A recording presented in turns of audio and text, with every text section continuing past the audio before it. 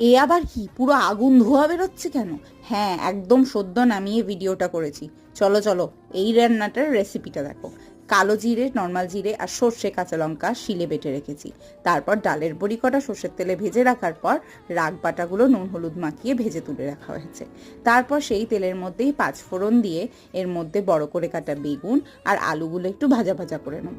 এর মধ্যে সামান্য নুন হলুদ দিয়েও রেখে দিয়েছি, অবশ্যই তাতে ফ্লেভার ভালো আসে। এরপর দেব যে বাটা মশলাটা যেটা করে রেখেছিলাম সেটা অ্যাড করে দেওয়া হয়েছে। আর বাটি ধোয়া জলটাও কিন্তু অ্যাড করতে ভুলো না। ভালো করে কষিয়ে নেবে। তারপর গরম জল অ্যাড করে এর মধ্যে বড়ি আর মাছগুলো ঢেলে দেবে।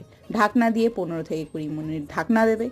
তারপর আলু বেগুন সিদ্ধ হয়ে গেলেই একটু কাঁচা সর্ষের তেলও ছড়াতে পারো বা ধনেপাতা কুচি, তোমাদের ইচ্ছা। গরম গরম ভাতের সাথে এই রান্নাটা জমে যাবে একদম। তাই ট্রাই করতে কিন্তু একদম ভুলো না। আর সাবস্ক্রাইব করো চ্যানেলটাকে। টাটা।